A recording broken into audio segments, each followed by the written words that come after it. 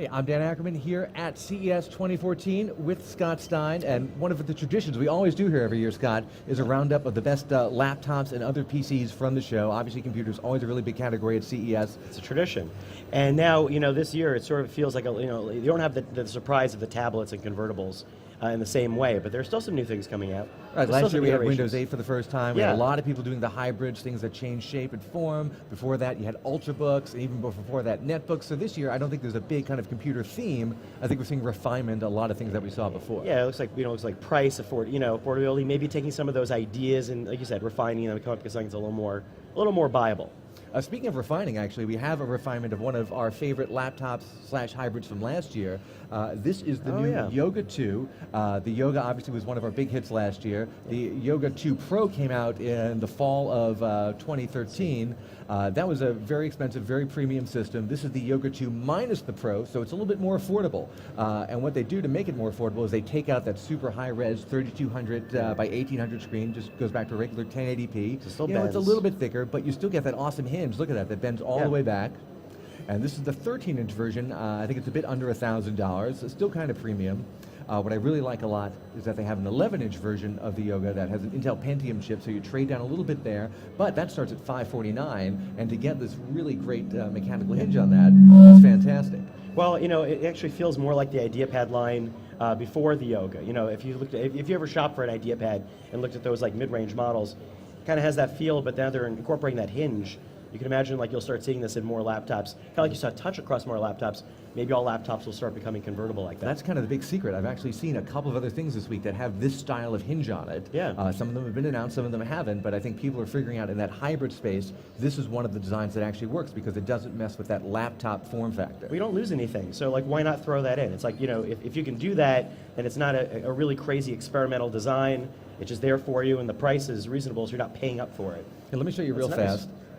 The four ways they want you to use it are, regular laptop. Okay. Then they have kind of the table tent like this. That's the one I'm least likely to use. I would probably not use tent unless mode. you're displaying like restaurant specials or You something. want to hide things underneath. Then they have the kiosk, which I think is actually kind of cool because you just do it like this, like you're playing a movie, you're doing a presentation, the keyboard's out of the way, but you can still manipulate the touch screen. And then, of course, there's the tablet mode. And you still have the keyboard in the back there. Some people find that really weird, but it's deactivated. It's not a deal killer for me, but I'd love for someone to come up with one that makes the keyboard disappear. Covers it. Or you need like a keyboard cozy underneath. Don't keep any liquid. You don't want liquids on your desk anyhow, but just like something, you don't want any schmutz on your desk. But I love the Yoga line, and I love that they have the more expensive Yoga 2 Pro, and now the slightly more reasonable Yoga 2. Well, it's great how affordable those are becoming. It's nice. That's a great segue, because speaking of affordable, there we go. Everybody likes Chromebooks. That's like one of the hot topics right now. I thought this was a MacBook looking at it from behind. The keyboard, I just got this like MacBook feel. It is very, especially the keyboard with the is silver very Mac-like and the keyboard. silver. At that angle, and then you crest over, and you're like, okay, this is different. What is this? And yet, it is only $279 because this is the Toshiba Chromebook. Yeah. That's the only name, just Toshiba Chromebook. So it's a 13-inch Chromebook, and we haven't seen a 13-inch Chromebook before, which is crazy to me. We've seen some 11-inch models. Yeah. That's really been most of them. A couple of 14s, but nothing right here in the middle in the sweet spot. Well, it feels exactly like kind of like an Ultrabook, but the plastic type feel. But it reminds me of the Chromebook Pixel. It reminds me of like an affordable version of like that type of level of laptop, but in a super budget area if you want to explore. The idea of like a full Chromebook experience, if you want to buy that for like simple browsing, it's not bad. And at $279, you know it's going to be kind of plasticky, but it still actually looks and feels better than a lot of the other Chromebooks I've seen. And I like the screen that's not too big, not too small. We always say that a 13-inch laptop is really the ideal size because it's big enough you can work on it all day, but it's small enough that you can actually put it in your bag and carry it with you, at least 3 or 4 days a week. So that 13-inch size in the middle, it's got an HDMI output. Yeah, it's got a lot of outputs. I mean, you've got USB 2, USB 3, and HDMI, SD card slot, so you got all that stuff. I remember I tried using a Chromebook for like a week or two, and it was a little bit of a struggle. It didn't do every single thing I wanted it to do, but it wasn't as bad as I thought it would be. If you're blogging or living only in a web environment, like even the stuff that we file here at CNET, you can totally do it as long as you're not too dependent on advanced photo work. You could do that too, but yeah, for your basic stuff, it's very functional. As long as I have to add, you have an internet connection.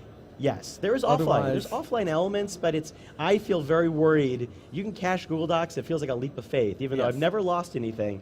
It's a sense that you're still in a browser environment. They're getting a little better with offline apps, a little better with that, but it is a largely, you have to be connected. And if there's any kind of stress test for whether you can stay online reliably, it's definitely here at CES. where there's so many signals and so many Cross your problems fingers that you have to and- carry 3 hotspots with you just to get one signal. Yeah, actually the built-in AT&T Wi-Fi alternately is fantastic for me or not. Sometimes it's my savior. And on the very high end of the scale, opposite the low end, is a new addition to one of your favorite laptop lines, Scott, and that's the Samsung ATIV Book 9. This is just called the ATIV Book 9 2014 edition.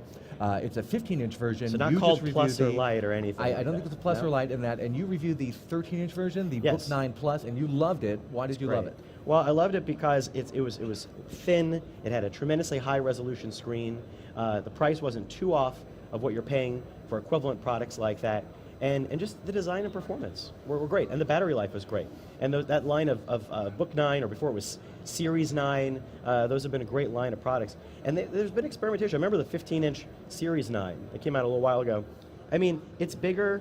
I love the compactness, but still, you got the design here is, largely the same. And it looks like the port design is the same too. Yeah, I like having a super big touchscreen on a super slim laptop. You don't really see that too often, even now. This doesn't have the super high resolution screen that the 13-inch version has. I think it's just a 1080p screen, really? But it's also only going to be about $1,200.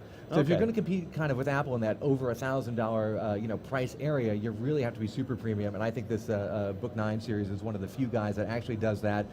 They have some new audio decoding hardware in here that's kind of interest to audiophiles that works very nicely with uncompressed audio files, kind of like lossless ATTRACK files.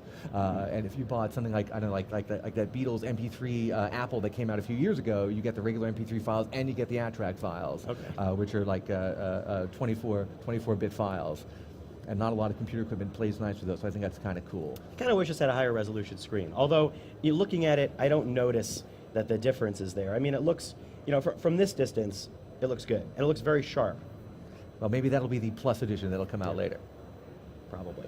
And one of my favorite things this year is a sequel to one of my favorite things from last year, and that is this big guy right here. Yeah. This is the Lenovo Horizon 2, sequel to the Horizon 27. It is a 27-inch, what I call a tabletop PC. It's basically a gigantic tablet because it's got a battery in it, and then you can put this kickstand up and add a keyboard and mouse, and then it's like an all-in-one PC. Lenovo actually has a table stand right now. We've got it sitting down there that you can actually roll it around on. It's like a kitchen cart. Yeah, look and at that. You can put it flat and roll it around all over the place. We took it off so we can play with it here. So what the thing allows you to do is stand it up like this, regular all-in-one PC, then you push down, and the hinge goes down. There we go.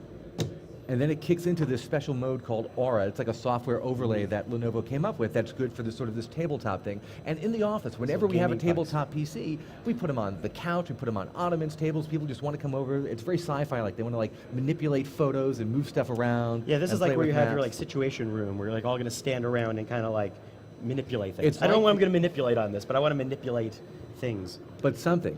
And it's kind of like the original product called Surface that Microsoft had. Right. That was a big tabletop PC, and then they used the name for something else. So here we're into it now. I can take a photo right here, and I can move it around, and I can spin it, and I can go into games.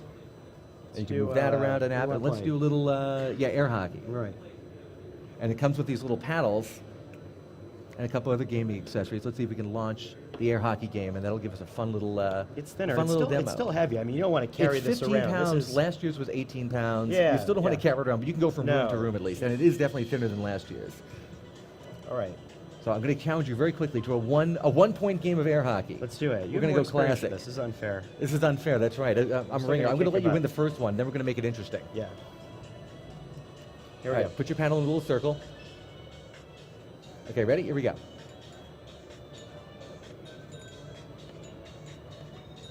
Okay, don't score on yourself, Scott. Oh, I just did it. You win. Right. See if you let me win.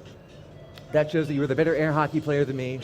Thank you, Scott. I appreciate that. Yeah. And that is pretty much our collection of a lot of the favorite PCs that we've seen here at CES 2014 so far. So thank you, Scott Stein. I'm Dan Ackerman. I'm Scott Stein. These are our best PCs of CES 2014.